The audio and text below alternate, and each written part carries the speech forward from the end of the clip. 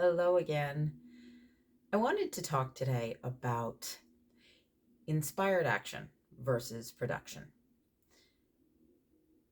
With so many of us deep in overwhelm right now, and trying to figure out what we should pick from the litany of things that are hurled at us, surround us, choke us on a daily basis. What do we do? What do we do? There's so much to do. There's so much to get done. There's so much that we have to deal with sometimes. So I wanted to talk about that from a perspective of how to work ourselves back into our lives, right? How to bring joy back in to the equation. And I wanted to play this morning with bringing joy in through inspired action rather than production, the to-do list, the checklist of things that need to get done in order for me to be able to zone out later tonight, in order for me to Netflix and chill. What is inspired action? Inspired action is waking up in the morning when your feet hit the ground and go, I just there's so much great stuff to do today. There's so much on my plate that I am grateful, blessed, whatever your language is, that I really can't wait to work on. Production is, I got to do this. I got to get this done. I got to be on the road at this time. I have to check these 5 things off my list. And as I go through my day, there's going to be 12 more that get put on there. That's life. That's reality. We'll talk more about that at another time. But I've been reading about Carl Jung and his work with alchemy. And one of the many, many things that I love about Jung's work is that it's so full of these huge concepts that really, I feel, so beautifully encapsulate our journey, the connection of our spirit with our psyche. But mostly, I get, and maybe it's just from me reading it, but this sense of joy. Like there's this amazing, like, look at all of this stuff we can talk about and think about. And yes, he's so intelligent, and yes, his words are beautiful and great, and he's the foundation of so much of the mind work, psychology. That is how we've gotten to this point so far. But what he reminds me to do, feel, think, what his works remind me of, is this is just so much fun to explore, even in things like the shadow work, and how that's connected to who we are and are becoming. So what does that mean? What does that mean as we move through our day?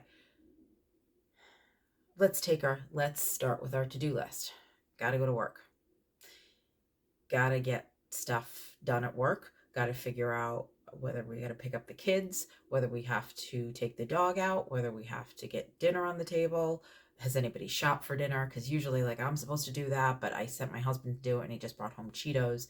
And so that's really not dinner. And is that good enough? That's the to-do list. Being in joy with it, even if it's in joy, if it's an inspired action, even if it's something that you don't love at this current moment. There are a lot of things, a lot of times about our current situation that, like, we don't love. But let's think about why we don't love it. Ultimately, we can do a whole analysis, but ultimately it's because we've outgrown it. At one time, it worked for us for whatever reason, whether there was joy there, whether there was impulse, whether there was inspired action, or whether it was just something that suited a survival need, a basic needs, fit in nicely at the time. It worked at one point. the reason why a lot of things feel so awful, so bad right now about the basics of our lives and our beings is because we've moved on. We've become so much more, so much bigger because of the things that we've lived. And we're just not going there. We're not giving ourselves the permission to explore possibility, to explore what else do I want to do? So I believe, I feel that moving through our day with joy, moving through our day with joy will lead us to inspired action. And so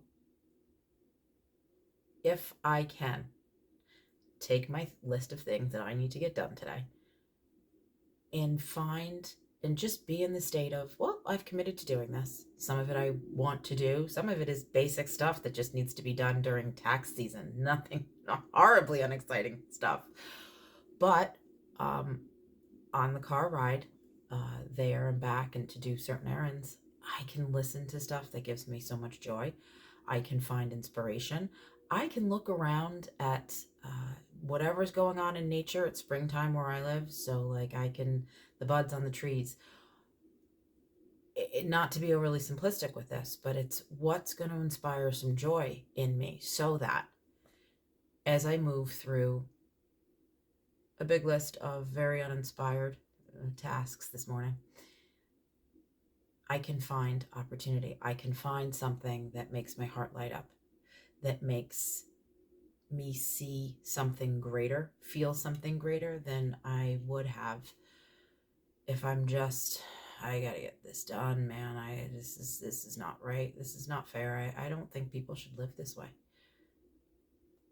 Or what a nice person I met at the bank. Like, what people are just looking for connection. People are looking for community.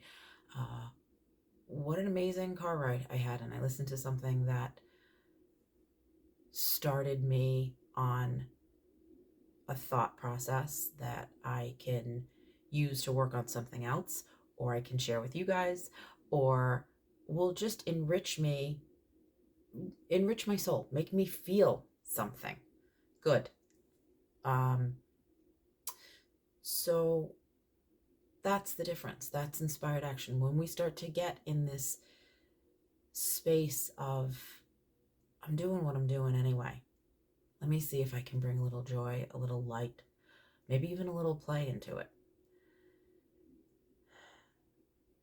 There's the win, right? You're doing your day anyway. You might as well enjoy it.